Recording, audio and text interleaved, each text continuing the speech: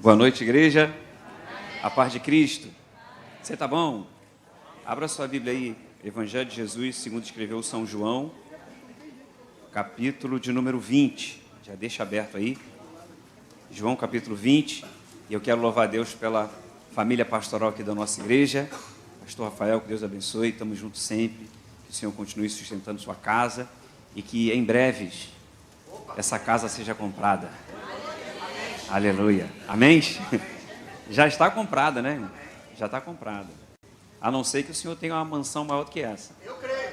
Né? Porque 4 quartos são pouco, né? É pouco. Não quer limpar? Não, mas você vai contratar uma pessoa para limpar. Vai. Em nome de Jesus. Uma para cozinhar e outra para limpar a casa. Amém. Eu creio. Tu crê, irmão? Você achou aí? Quero louvar a Deus pela vida de todos os pastores dessa casa, são todos meus amigos, Deus abençoe muito a vida de vocês. Não é falsidade não, é verdade. Você achou? Capítulo 20, a partir do verso de número 11. Vamos ler, diz assim, ó. Maria estava chorando fora, junto ao sepulcro. Estando ela, pois, chorando, abaixou-se para o sepulcro. E viu 2 anjos vestidos de branco, assentados onde puseram o corpo de Jesus, um à cabeceira e outro aos pés. E disseram-lhe eles: mulher, por que choras? Ela lhes disse: porque levaram o corpo do meu Senhor e não sei onde o puseram. E tendo dito isso, voltou-se para trás e viu Jesus em pé, mas não sabia que era Jesus. Disse-lhe Jesus: mulher, por que choras? Quem buscas? Ela, cuidando que era o jardineiro, cuidando que era quem? Cuidando que era quem? O jardineiro, guarde isso. Disse-lhe: Senhor, se tu o levaste, diz-me onde o puseste, e eu o levarei. Olha aqui para mim. Já viu quando você começa a assistir um filme? Não sei se você já viu um filme assim.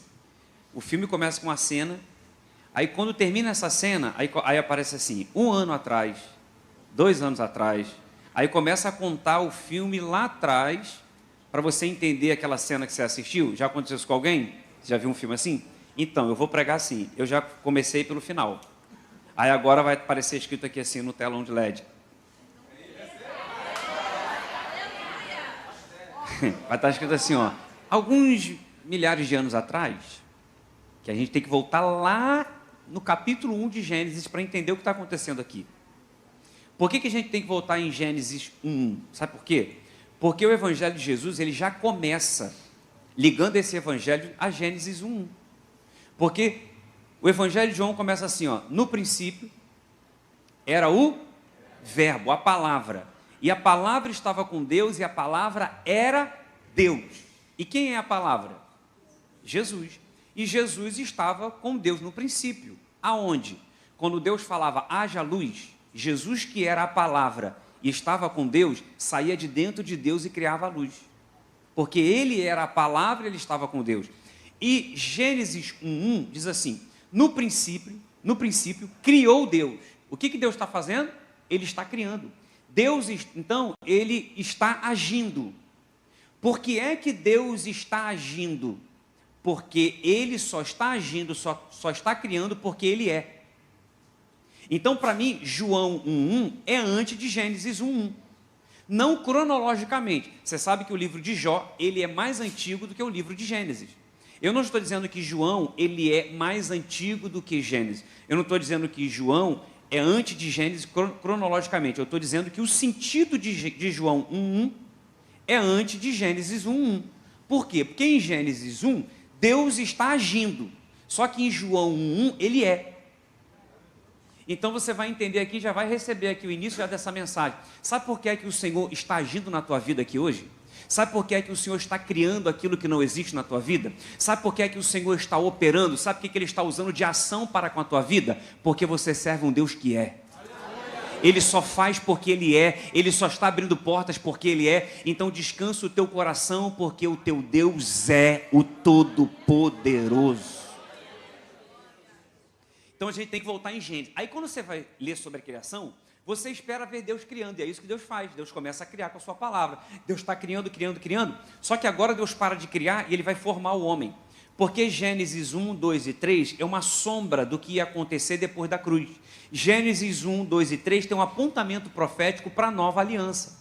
Tudo que está acontecendo, absolutamente tudo que está acontecendo em Gênesis 1, 2 e 3 já era o Senhor mostrando o que ia acontecer na nova aliança.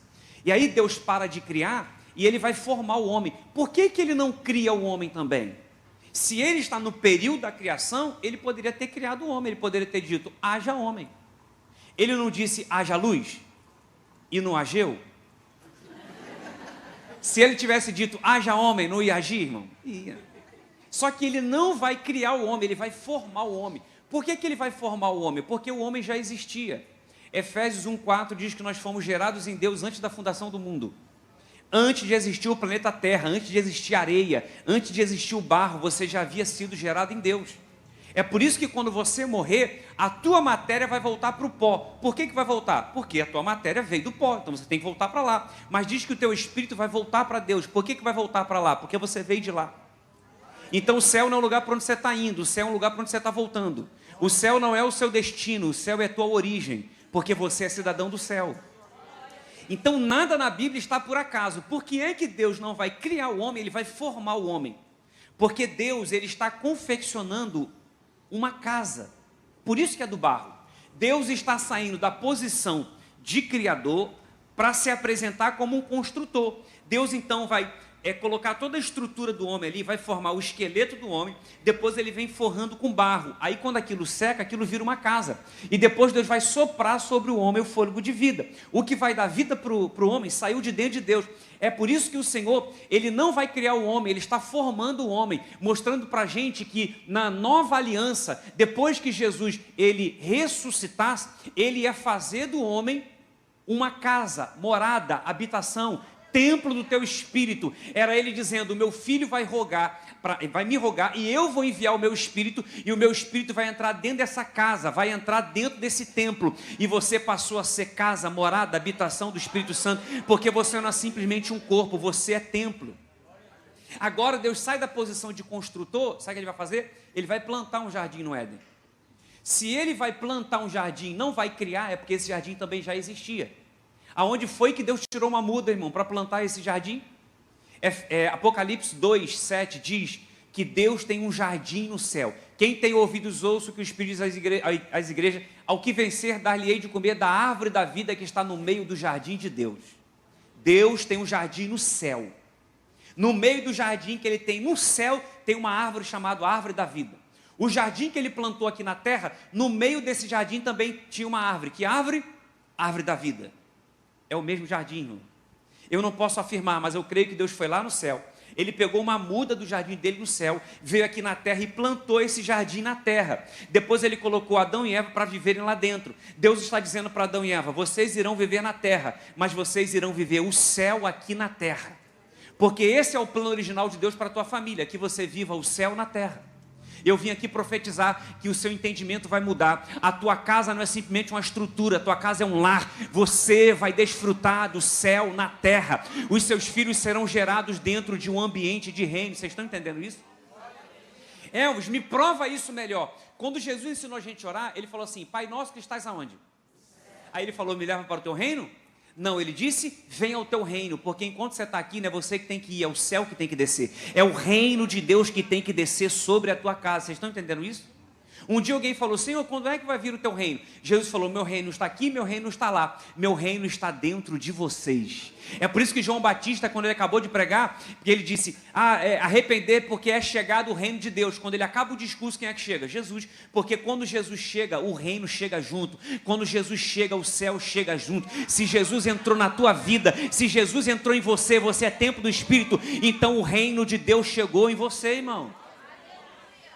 Então pensa comigo, o apóstolo Paulo em Colossenses capítulo 3, ele vai fazer ali uma declaração que para mim, ele está parafraseando a oração do Pai Nosso. Ele diz assim, buscai as coisas que são de cima. Ele está dizendo assim, traz para a terra aquilo que está no céu, aonde Cristo está sentado à direita do Pai. Aí no verso 3 ele diz assim, mas se eu já morri em Cristo, ele não está falando da morte física, ele está falando de morrer para o mundo, morrer para a sua carne. Mas se eu já morri em Cristo, então eu já estou com Cristo em Deus. Se ele está dizendo que Se ele morreu, ele já está com Cristo em Deus. Mas se ele diz que Jesus está à direita do Pai no céu e ele está na terra, e ele diz que ele já está no céu porque morreu para as coisas da carne, então ele está na terra ou ele está no céu? Pareceu o discurso da Dilma? Não, porque nem eu entendi o que eu falei agora também. Mas vamos com calma, olha só. Imagina que aqui é o céu, aí, ó, isso aqui é o céu. Aí Jesus está à direita do Pai no céu. Paulo está aqui na terra. Aí Paulo fala assim, olha, buscai as coisas que são de cima, traz para a terra aquilo que está no céu, aonde Cristo está sentado à direita do Pai. Mas se eu já morri em Cristo, então eu já estou com Cristo em Deus. Significa que ele saiu da terra e entrou no céu? Não, significa que o céu desceu e entrou nele. É por isso que ele disse, já estou crucificado com Cristo, não vivo mais eu, mas Cristo vive em mim. Irmão, o céu não é um lugar, o céu é um ambiente. O céu não é um lugar onde você precisa simplesmente entrar nele. O céu é um lugar que você vai entrar nele, mas antes de você entrar nele, ele tem que entrar em você. É por isso que a Bíblia diz que a nova Jerusalém vai descer. Tem gente que está tão preocupada em ir para o céu, cuidado, você pode subir, o céu pode descer, você pode se desencontrar dele. Agora apareceu a discussão da Dilma. Ó, irmão, o céu não é um lugar, o céu é um ambiente.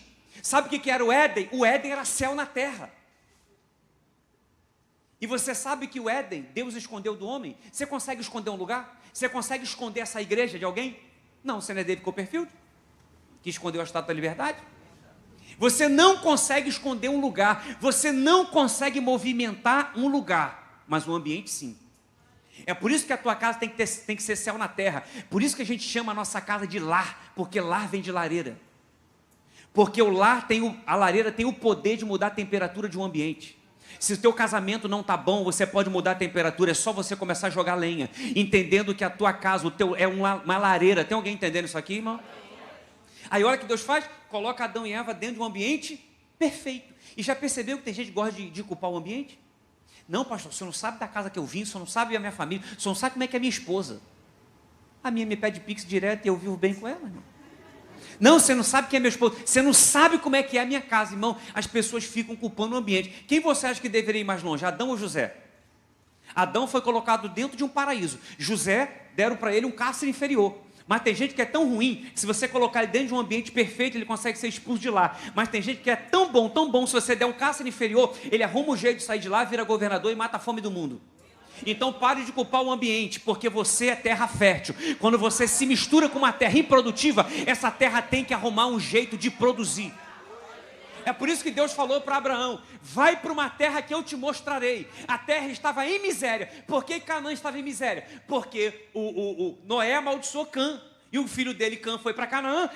Canaã está em miséria porque o pai amaldiçoou um filho. Aí Deus falou, Abraão, vai para Canaã porque você vai semear um filho lá. Porque sêmen é semente. Quando você semeia um filho, irmão, quando Deus quer mudar um lugar, quando Deus quer mudar uma cidade, quando Deus quer mudar um bairro, Ele levanta uma semente. Ele usa um homem para semear uma semente naquele lugar. É por isso que para Deus mudar, tirar o povo dele do cativeiro, Ele semeou Moisés. Quando Deus quis matar a fome do mundo, Ele semeou José. Quando Deus quis voltar a falar com a nação de Israel, Ele semeou Samuel. Quando o Senhor quis salvar a humanidade, Ele semeou o filho dele no ventre de uma mulher. Então você é uma semente que Deus semeou na tua casa, na tua família, para gerar um ambiente de reino e mudar a história da tua família. Deus coloca Adão dentro de um ambiente perfeito. Aí eu não sei por quê que Eva vai conversar com uma cobra. Irmão, se você vê alguém conversando com um papagaio, não é maluco, é uma pessoa normal. Por quê? Papagaio fala. Poucas coisas, mas fala.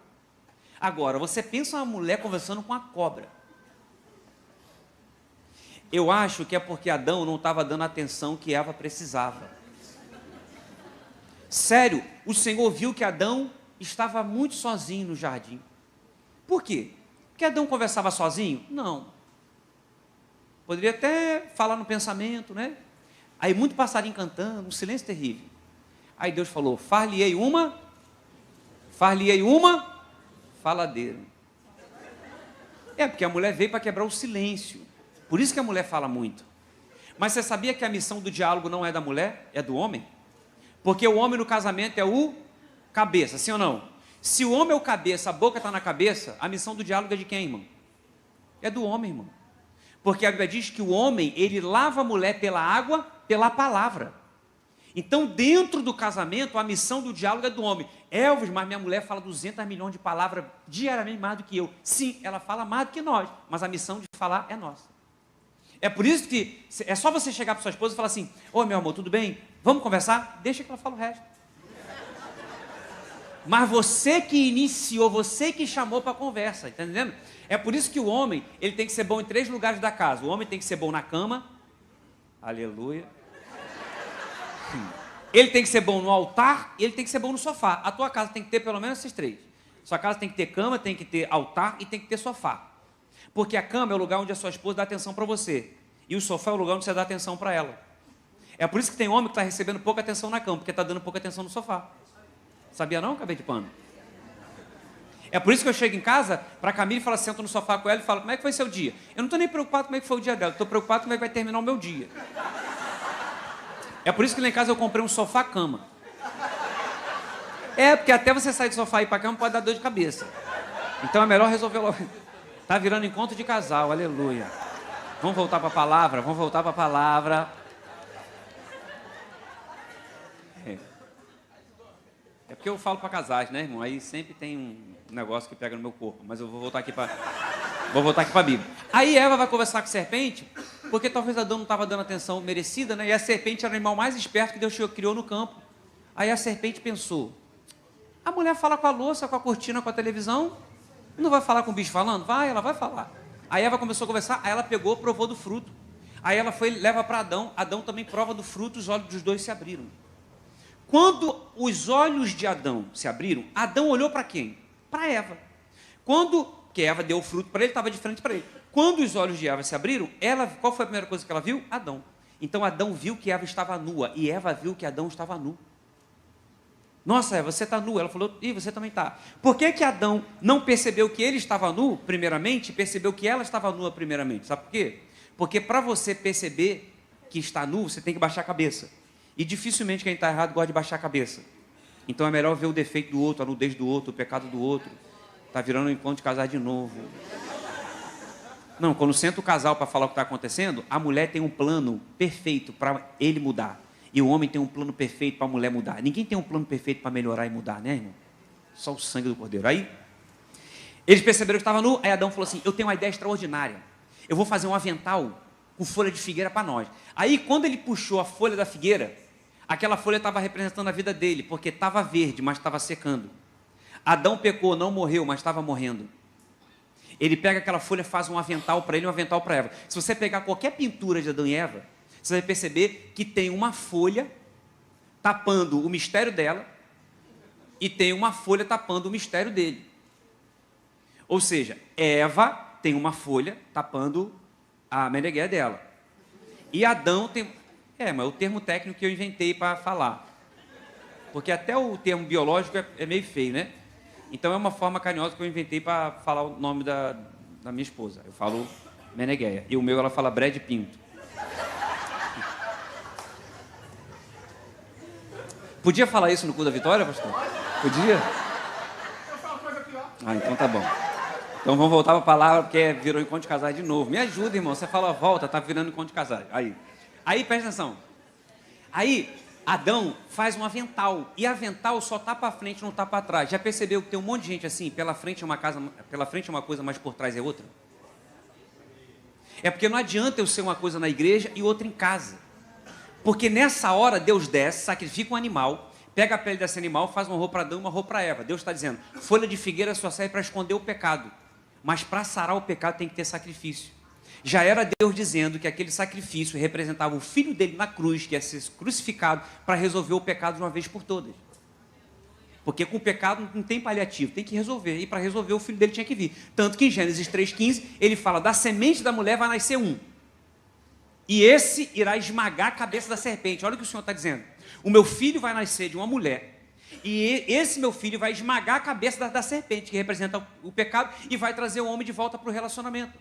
Deus colocou Adão no jardim para quê? Para Adão ser um jardineiro. Tanto que era um jardim. Se fosse um açougue, o Senhor falava, você é um açougueiro. Se fosse uma padaria, você é um padeiro. Mas como era um jardim, o Senhor está dizendo, você vai ser um jardineiro. E Deus fala assim para Adão, você vai cultivar a terra. Por que você vai cultivar? Porque o culto vem de cultivo. Qual era o culto de Adão? Era cultivar a terra. É por isso que Deus desceu, porque Adão ia continuar cultivando, ele ia continuar cultuando com o pecado escondido. Aí Deus vai pegar Adão e Eva e vai colocá-los para fora do jardim. Quando Deus expulsa Adão e Eva dentro do ambiente de céu na terra, Deus expulsa por quê? Porque Adão e Eva, eles eram puros. E o reino de Deus pertence às crianças. Ou seja, para você viver o céu na terra, você precisa fazer como criança. Quando Adão percebeu que Eva estava nua, ele percebeu por quê? Porque ele perdeu a pureza. Perdeu a pureza, deixou de ser criança, e quem não é criança não vive o reino de Deus, então tem que ser expulso. Aí Adão é expulso e Eva também. O que o Senhor colocou na porta do jardim? Gênesis 3, 24. Deus colocou querubins e uma espada flamejante, que se movia de um lado para o outro. Por que o Senhor colocou querubins e não colocou anjo? Sabe por que ele colocou querubins? Porque quando tem querubim, significa que Deus está ali. Se tem um anjo, não significa que Deus esteja ali. Ah, tem um anjo aqui. Tem um anjo? Tem. Não significa que Deus está presente. Porque se tem uma coisa que Deus envia, são anjos. Então, por exemplo, se você estiver orando pedindo uma bênção, Deus pode enviar um anjo. Mas se você adorar, Ele não envia anjos, Ele mesmo vem. Agora, se tem querubim, significa que Deus está ali. Por que é que Ele colocou querubins na porta do jardim? Porque a espada guardava o caminho de volta para o jardim. A espada guardava o caminho de volta para a árvore da vida. A espada guardava o caminho, a Bíblia diz isso, que a espada guardava o caminho de volta para a árvore da vida. Ou seja, de volta para o relacionamento com o Pai. Porque para ter relacionamento com Deus face a face, o ambiente tem que ser de reino. Ou seja, o homem não pode mais entrar nesse jardim, porque o homem pecou, e o pecado faz separação entre Deus e o homem. E por que é que tinha querubins? Se tem querubim, significa o seguinte: Deus está aqui atrás, porque o querubim, ele é guardião da glória, ele é guardião da adoração. É por isso que o salmista diz que o Senhor voa nas asas dos querubins. Lembra a Arca da Aliança? Na Arca da Aliança tinha 2 querubins com as asas abertas, olhando para dentro da arca. Por que é que tem querubins ali? 2 querubins. Por que é que eles estão olhando para ali? Porque representa, Deus está aqui. A arca representava Deus na terra, por isso que era querubins. Se fosse anjo, significa que Deus está aqui. Deus pode estar? Pode. Pode não estar. Agora, querubins não tem dúvida, Deus está aqui. Quando Deus mandou Moisés confeccionar o véu do templo, que fazia separação entre o homem e Deus, a arca da aliança ficava lá dentro. Por que é que Deus mandou colocar imagens de querubins no véu? Moisés, você vai confeccionar o véu do templo? Sim. Só que no véu do templo tem que ter imagens de querubins. Por quê? Quando a igreja olhava para o véu do templo e via imagens de querubins, eles sabiam, Deus está atrás desse véu, ali a gente não entra. Ali só pode entrar o sumo sacerdote uma vez por ano, porque se o sumo sacerdote entrar em pecado, ele morre fulminado, que dirá nós. Ninguém podia entrar. Agora vamos voltar aqui para João capítulo 20. João capítulo 20, Jesus foi preso na quinta, foi crucificado na sexta, no domingo, 3 dias depois, ele ressuscita. Maria Madalena, junto com as outras mulheres, elas estão indo no sepulcro para quê? Para ungir o corpo de Jesus com um óleo caríssimo. Então as mulheres se reúnem, fazem uma vaquinha, compram o óleo precioso, e agora elas estão indo lá para ungir o corpo de Jesus. Elas estão indo ungir um corpo que estava morto, sim ou não? Não estava morto? Elas estão indo ungir um corpo morto. Só que quando elas chegaram lá, descobriram que não estava mais morto, descobriram que estava vivo. Elvis, o que você quer dizer com isso? Irmão, não sei o que é que você deixou na tua casa morto, mas Jesus vai te surpreender hoje. É noite de surpresa dele para a tua vida, para o teu casamento, para as tuas finanças.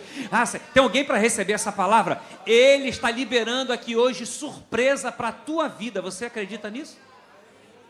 Maria Madalena, qual era o discurso, qual era a conversa dela? Porque você sabe, as mulheres saíram, se reuniram para irem até o sepulcro. Mesmo indo para um cemitério, se fossem 5 homens, sabe como é que a gente ia? Mas eram mulheres. Sabe como é que elas estavam? Falando a beça. Então, estamos indo para o cemitério, então, como é que vai ser lá? O que a gente vai fazer? Conversando o tempo todo. E qual era a conversa delas? Olha, quando a gente chegar lá, como que a gente vai remover a pedra se é pesada? Essa era a conversa. Como que a gente vai remover a pedra? Qual que era a conversa delas? estamos indo lá para ungir o corpo dele. Então elas estão indo para ungir um corpo que tem perna, mas não anda. Tem braços, tem mãos, mas não podem abençoar. Tem boca, mas não pode falar. Tem olhos, mas não podem ver. Tem ouvidos, mas não podem ouvir. E mesmo assim elas estão indo para ungir o corpo dele. Porque Maria Madalena entendeu, eu não estou indo ofertar pelo que ele pode fazer, eu estou indo ofertar pelo que ele já fez. Porque tem horas que a gente só oferta se Jesus parecer que está andando com a gente só oferta se ele estiver abençoando a gente só oferta quando a gente sente que ele está nos ouvindo, mas tem gente que não precisa, ele tem perna, mas não precisa dizer que está andando comigo, não precisa estar me abençoando, não precisa estar falando comigo, não precisa parecer que está me ouvindo, mesmo assim eu oferto por gratidão por aquilo que ele já fez. Estão entendendo isso? Aí elas estão pensando assim, quando chegar lá, como que a gente vai remover a pedra?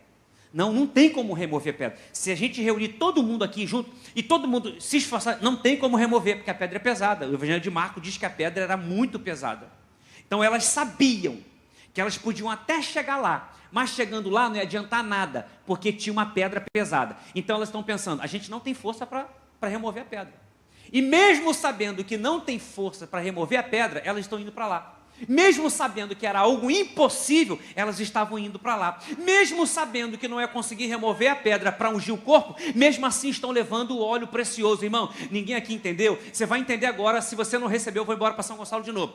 Você sabe que você não tem mais força, mas mesmo assim você está no caminho. Você sabe que é impossível, mesmo assim você está indo para lá. Você sabe que não tem como fazer, mesmo assim está levando a tua oferta, porque ele só cumpre o propósito na vida de quem está no processo. Ele está dizendo, você não tem força, mas você está aqui. Isso significa que você está no caminho, você está no processo, porque aquele que não desiste, mesmo sem força, mas está no processo, ele vai cumprir o propósito. Descansa o teu coração, porque você não sabe como vai remover a pedra, mas se você está indo para lá, descansa o teu coração, porque ele já deu ordem ao anjo para descer e remover a pedra em nome de Jesus. Elas estão conversando sobre uma impossibilidade que já estava resolvida. Deixa eu dizer uma coisa aqui. Tem gente aqui que está preocupado com aquilo que Jesus já resolveu. Eu vou repetir para alguém receber em nome de Jesus. Não tem aquilo que está te preocupando no futuro? Não tem aquilo que você não sabe como vai ser? Não tem aquela casa que você acha que não tem dinheiro? Ele está dizendo, descansa o teu coração, porque antes de você chegar, já está resolvido. A pedra já está removida, porque o que ele tem para fazer na tua vida, ele não vai fazer, ele já fez, meu. Elas estão indo para o sepulcro. Aí aqui tem algumas mulheres, mas João, ele enfatiza Maria Madalena. Então vamos falar aqui sobre a atriz principal aqui, o ator principal da história. Ela está indo com as outras mulheres. Quando Maria Madalena, ela chega lá, aqui ela já era para estar, irmão, glorificando a Deus, pulando de alegria. Sabe por quê? Porque lá na porta do jardim, para mim, o Senhor colocou ali 2 querubins. Por que ele colocou 2 querubins? Porque para mim, 2 querubins é suficiente. Na arca não tinha 2? Deus não podia colocar ali 8, não podia colocar 24 querubins? Podia. Deus poderia colocar a quantidade que ele quisesse. Mas ele colocou 2. Para mim, na entrada do jardim, tinham 2 querubins. Quando Maria Madalena, ela chega no sepulcro, a pedra estava removida. E não tinha 2 querubins, tinha 2 anjos. Se tivesse querubins na porta, aqueles querubins estavam sinalizando, ele está aqui dentro. Mas como tinha 2 anjos, eles estão dizendo, por que procura entre os mortos aquele que vive? Porque ele não está mais aqui, ele já ressuscitou. Descansa o teu coração, não tem querubins, tem anjos. Aí quando ela entra no sepulcro, como estavam os anjos? Diz que um estava assentado na cabeceira e o outro aos pés. Então imagina, uma mesa de concreto. Uma mesa de concreto dentro do sepulcro. Se um estava à cabeceira e o outro aos pés, da onde o corpo de Jesus estava, então eles não estavam sentados de frente assim, um para o outro. Se estava na cabeceira, um estava sentado na ponta. Se o outro estava aos pés, ele estava sentado na ponta. Então, os anjos estão dentro do sepulcro, um de costas para o outro. Na Arca da Aliança, os dois anjos estavam de frente, olhando para dentro, significa, ele está aqui. Agora, como tinha dentro do sepulcro dois sentados de costas, eles estão dizendo, ele não está mais aqui, ele já ressuscitou. Está entendendo isso? Aí Maria vai bater um papo com os anjos, que ela não sabia que era anjo. Aí o anjo vai e fala assim, faz uma pergunta para ela, por que choras? Está chorando por quê? Está chorando porque, se você tem um Deus. Por que você está chorando? Mano, aí eu ia falar assim, se fosse eu, tem coisa na Bíblia que ia dar muito errado comigo. Se fosse eu ia falar assim, não, é porque eu estou aqui no cemitério aqui, mas não tem nada demais não, eu estou chorando mais é porque... Se eu estou no cemitério é porque alguém da minha família morreu, alguém que eu amava morreu, e por isso que eu estou aqui. Ah não, porque não é dia de finados e tal, não sei qual que seria a conversa. O anjo pergunta assim, por que choras? Aí depois que ela vai conversar com Jesus, Jesus faz a mesma pergunta, por que choras? Sabe por que é que Jesus não apareceu? Jesus não podia estar dentro do sepulcro, sentado de perna cruzada? Quando Maria Madalena chegasse, ele ia falar, é nóis, não falei que ia ressuscitar? Por que é que teve um anjo para depois Jesus falar com ela? Sabe por quê? Porque tem horas que Jesus não vai falar com a gente. Ele vai mandar um anjo, ele vai mandar a irmã do coque, ele vai mandar um pregador de São Gonçalo, ele vai mandar alguém. Por quê? Porque eu estou falando com você e eu estou falando a tua linguagem. Eu estou falando de acordo com a nossa convenção, de acordo com o nosso tempo. Porque o homem, quando vai falar com o outro, ele fala simplesmente com o outro acerca do nosso tempo. Eu chego para você e falo assim, não, faltam 2 anos para terminar o curso. Por quê? Porque eu estou falando do nosso tempo. É por isso que na oração do Pai Nosso diz que nós temos que viver assim na terra como no céu. E o céu não é regido pelo nosso tempo. O céu não é regido pela nossa convenção. O céu é regido pela eternidade. E o que é a eternidade? Para mim a eternidade não é nenhum tipo de tempo. Para mim a eternidade é a ausência de tempo. Se você se mover debaixo do seu tempo, Deus então, Jesus então, dificilmente vai falar com você. Ele vai usar alguém para falar. Porque a linguagem de Jesus é outra. Aí Jesus tem que enviar um anjo para o anjo tentar falar de acordo com o seu tempo. Mas Jesus, o assunto com ele é mais profundo. Se ele falar com a gente não entende. Então ele primeiro enviou 2 anjos para falar com ela, para poder ir preparando ela para a conversa com Jesus. Por exemplo, lembra de Maria? Quando Gabriel foi falar com Maria acerca do nascimento de Jesus? Jesus não podia chegar para Maria e falar com ela, ele mesmo? Sim ou não? Não podia, irmão? Mas ele mandou um anjo. Aí quando o anjo vai falar com Maria, o anjo fala assim, olha, você irá gerar um filho, tudo no futuro, ó. Você vai gerar um filho, e esse filho vai ser maravilhoso, conselheiro, Padre eterno, príncipe da paz, esse vai salvar o mundo dos seus pecados. Está falando no futuro, por quê? Porque Maria era uma adolescente. Então Gabriel está tentando falar a linguagem dela, porque se ele falar a linguagem da eternidade, ela não vai entender. Então ele está falando no futuro. Mas lembra quando Isaías vai profetizar o nascimento de Jesus? Isaías profetiza assim, ó, porque um menino nasceu?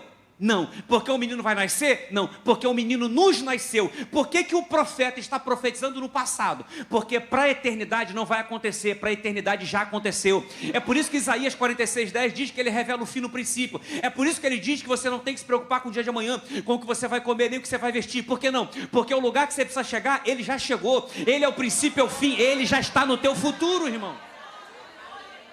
Por que é que o profeta está falando no passado? Porque o profeta não é menino, o profeta já é homem, o profeta já entende de eternidade. Então o Senhor está dizendo, descansa o teu coração, pare de se mover baseado no tempo da terra, comece a se mover baseado no tempo do céu. Sabe o que é que vai jogar a tua ansiedade por terra? É você entrar na eternidade, ou deixar o céu descer e a eternidade entrar dentro de você. Então descansa o teu coração, porque aquilo que Ele tem para fazer na tua vida, Ele não vai fazer, Ele já fez, irmão. Imagina a conversa de Jesus com Maria. Salve a agraciada. Aí Maria, oi, quem é tu? Ele fala, eu sou Cristo. Eu sou o Messias que os profetas anunciaram. Então, eu vou nascer em tu, tu dará luz a eu. E eu salvarei o mundo dos seus pecados. Aí ele vai falar, mas como assim? Eu vou te explicar. No princípio, era a palavra. A palavra estava com Deus e a palavra era Deus e eu era a palavra que estava com Deus no princípio.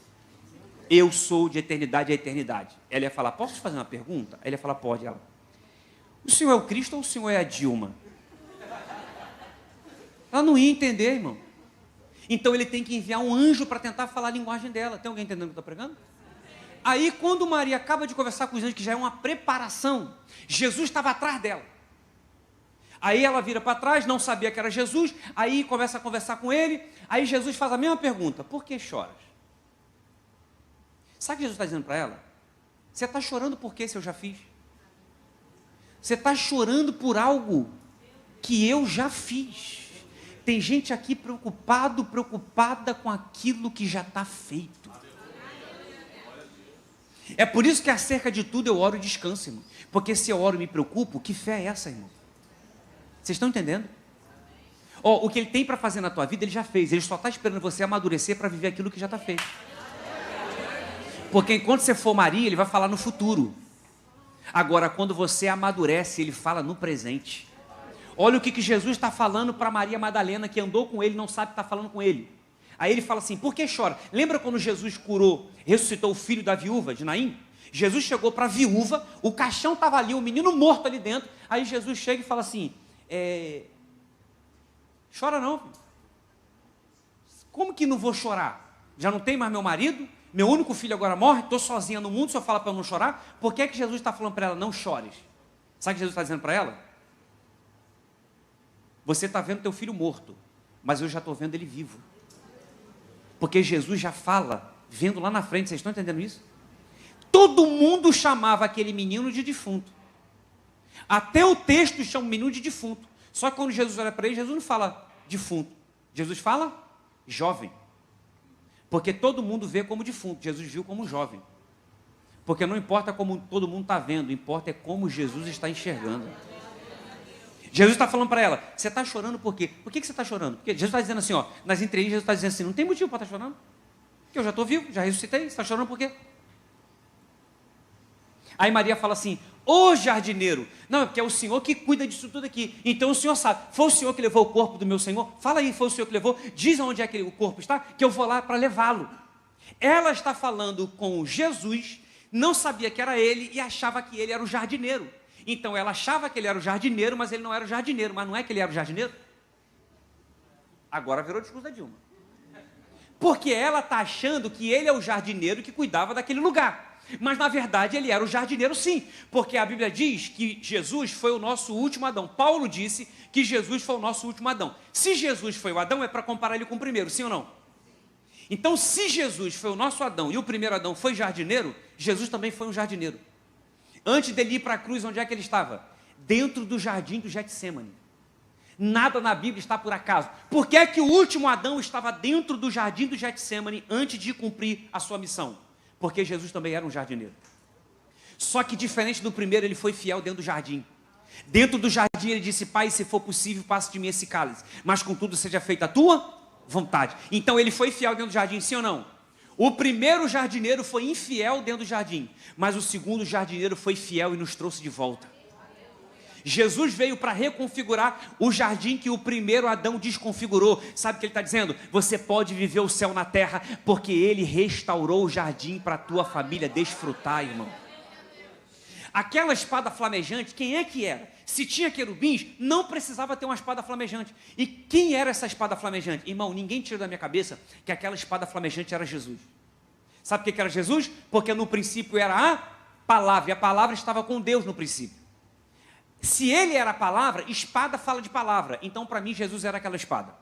E a Bíblia diz que a espada guardava o caminho de volta para a árvore da vida, de volta para o jardim. Ou seja, se essa espada guardava o caminho de volta, Jesus disse: eu sou o caminho, a verdade e a vida. Ninguém vem ao Pai se não for por mim. Ninguém volta para o jardim se não for por mim. Ninguém volta para o relacionamento com o Pai se não for por mim. Então essa espada para mim era Jesus. Lembra do véu do templo? Quando você olhava para o véu do templo, não era um véu igual a cortina da tua casa fininho não, tá? Era algo espesso, feito de couro, entrelaçado. Era algo que não tinha como você rasgar. Tanto que a Bíblia diz que aquilo não caiu, aquilo não quebrou, aquilo não se partiu. Aquilo simplesmente foi rasgado. Quando as pessoas olhavam e viam imagens de querubins, elas entendiam: Deus está aí dentro. Só que esse véu é intransponível. Se você entrar, tu morre. E a Bíblia diz que quando Jesus morre, disse: Pai, está consumado, a ti entrego o meu espírito. A Bíblia diz que o véu do templo se rasgou de alto a baixo. Para rasgar esse véu, irmão, era para ter um instrumento muito bem afiado. E sabe o que foi que rasgou esse véu para mim? Foi a espada flamejante que estava no jardim.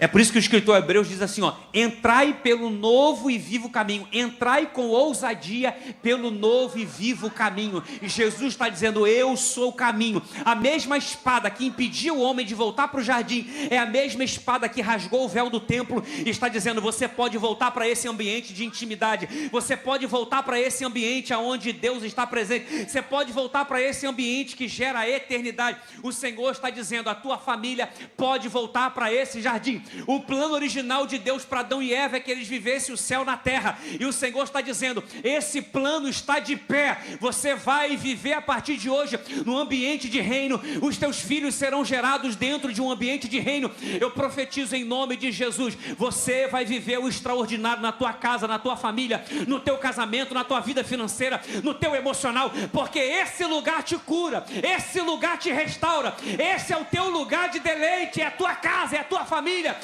Em nome de Jesus, toda maldição já caiu por terra, porque você está vivendo o céu na terra, na tua casa. Alguém pode abrir a boca, rasgar o coração e adorar o nome de Jesus, porque Ele nos trouxe de volta para esse lugar, meu irmão. Oh, meu Deus, Ele nos trouxe de volta, irmão. É por isso que o Senhor disse: você vai cultivar esse lugar. Por que você vai cultivar esse lugar? Porque os nossos filhos são semente, sêmen é semente. Nós lançamos essa semente na terra, e essa semente virou uma árvore, vai dar frutos, e os nossos filhos irão alimentar a próxima geração. Você, Adão, vai cultivar esse lugar, porque nós somos jardineiros dentro da nossa casa, irmão. E eu profetizo em nome de Jesus: a serpente não terá lugar lá. A serpente não irá tocar nas tuas finanças, a serpente não irá tocar no teu casamento, a serpente, ela não vai tocar na vida dos seus filhos, a semente não vai tocar na tua vida emocional, na tua vida sentimental, a semente não vai gerar preocupação com o futuro na tua vida, em nome de Jesus. Sabe quem falou sobre o dia de amanhã com o homem? Foi a serpente, com a mulher. A serpente chega para Eva e diz assim: olha, você sabe, né, que no dia que você comer desse fruto, você vai ser como Deus, conhecedor do bem e do mal. No dia que você comer, irmão, Eva vivia um único dia, que era o dia eterno. O dia de amanhã não existe, irmão. Só existe um dia eterno. Aí a serpente disse: você sabe que o dia que você comer, né? A serpente colocou em Eva o pensamento sobre o futuro, a preocupação sobre o futuro. E o diabo, dia, tarde e noite, fica te dizendo: você sabe como é que vai ser amanhã? Você sabe como é que vai ser semana que vem? Você sabe como vai ser ano que vem? E você vai dizer para a serpente: eu não estou preocupado com o que passou, não estou preocupado com o que há de vir, eu estou preocupado com agora. E esse exato momento Deus me deu como o presente, porque o seu futuro está totalmente definido por aquilo que você semeia hoje. Você precisa entender que esse exato segundo que a gente está vivendo aqui é um presente que Deus nos entregou para começar a semear coisas boas, porque o seu futuro estará intacto para a honra e glória do nome de Jesus. Fique de pé aí, em nome de Jesus.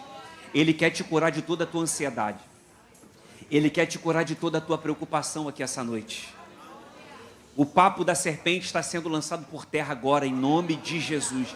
E a gente está como essas mulheres. Olha como que Jesus é maravilhoso, irmão. E aqui eu vou terminar. Maria Madalena, ela está indo para o sepulcro para ungir o corpo de Jesus. Ela conseguiu ungir o corpo de Jesus, sim ou não? Ela conseguiu ungir o corpo de Jesus, sim ou não? Não. Porque quando chegou lá não tinha corpo. Ele não estava morto, ele estava vivo. Então Maria Madalena está pensando: eu vou chegar lá e eu vou ungir o corpo dele. Porque era algo normal, fazia parte da cultura. Ungir o corpo do morto depois de morto. Lógico, antes do morto não dá. Aí, olha só, Jesus sabia, sabendo que não daria tempo de ungir o corpo dele, porque ele iria ressuscitar ao terceiro dia, sabe o que ele fez? Ele usou alguém para ungir o corpo dele antes. Lembra daquela mulher que entrou na casa de Simão e ungiu o corpo de Jesus? Quem lembra? Quando ela terminou de ungir e Judas criticou, o que Jesus falou? Essa mulher ungiu o meu corpo para o meu sepultamento. Maria está achando que vai ungir o corpo de Jesus, e Jesus, sabendo que não daria tempo de ungir depois da morte, Jesus usou alguém para fazer isso antes. Então aquilo que você acha que Jesus vai fazer, ele está dizendo: descansa, porque já está feito.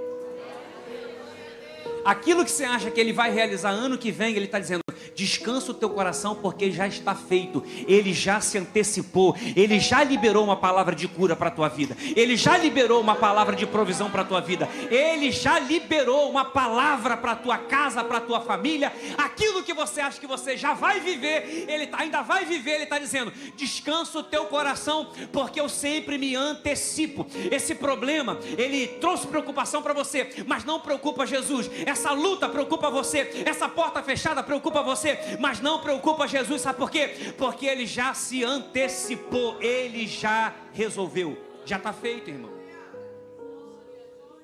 Ela está indo achando que vai acontecer e ela não sabia. Já aconteceu. Agora eu termino. De verdade, agora eu termino. É porque eu estou tanto tempo sem vir aqui. Olha só.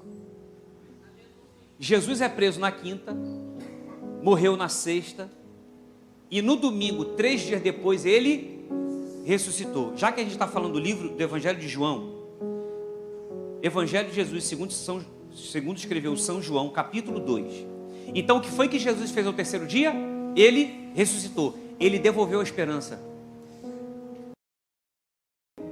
Ele não montou um exército, lutou contra Roma e livrou Israel das garras de Roma. Então ele não era o Cristo. Estava todo mundo completamente, irmão, frustrado, porque eles depositaram toda a confiança num Cristo e que agora para eles não tem como ser Jesus, porque ele não fez o que eles achavam que ele tinha que fazer. Só que ao terceiro dia, Jesus devolveu a esperança.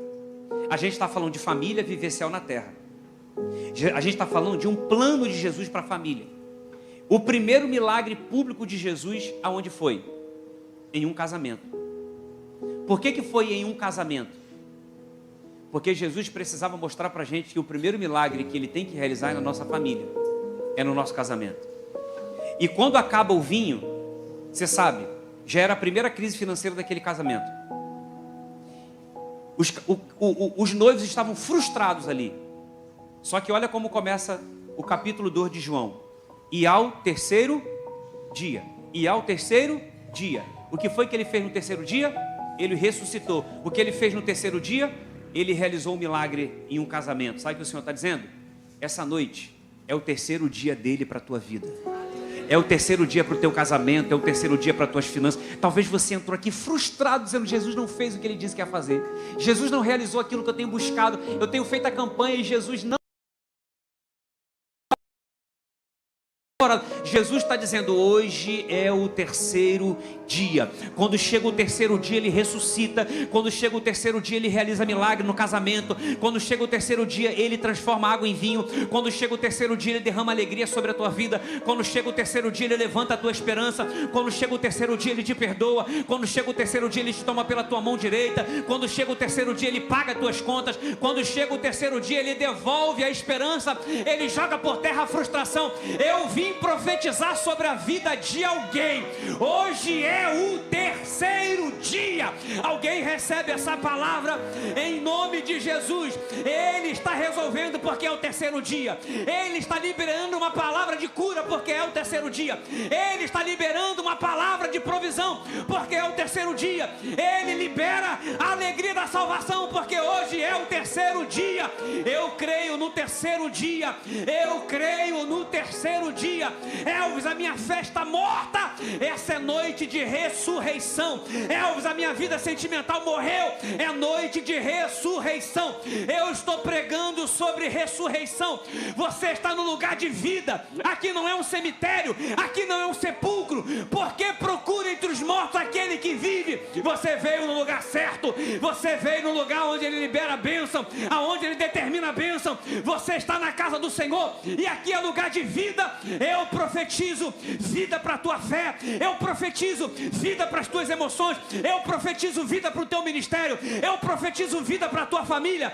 Eu profetizo, você vai sair daqui vivendo o céu na terra. Alguém pode receber essa palavra? Em nome de Jesus eu profetizo em nome de Jesus um tempo de milagre, um tempo de alegria abundante para a tua casa, um tempo de alegria abundante. Hoje é o terceiro dia, é o dia que ele pega a água e ele transforma o vinho em vinho. É a noite onde ele pega a sua dívida e ele joga essa dívida por terra. É a noite onde ele pega a tua doença e ele cura. É a noite onde ele pega a tua impossibilidade e ele, em nome de Jesus, realiza e te libera forças essa noite. É a noite aonde você entrou sem força, mas vai sair daqui na autoridade do nome de Jesus, carregando a tua cruz, levantando a bandeira da vitória e dizendo que só Ele é o Senhor. Coloque a mão no seu coração e diga: a partir de hoje eu jogo a preocupação por terra. A partir de hoje eu confio. Sabe o que é confiança? É entregar a direção. Não adianta você entregar a direção para alguém e ficar: cuidado, freia, olha, acelera, cuidado, olha. Você está dizendo: eu te entreguei a direção, mas não confio em você. Se quem está na direção da tua vida é Jesus, confia. Ele vai te levar para onde Ele quer, vai fazer do jeito que Ele quiser, porque quem está na direção da tua vida não é você, é Ele. Você só obedece aquilo que Ele está falando.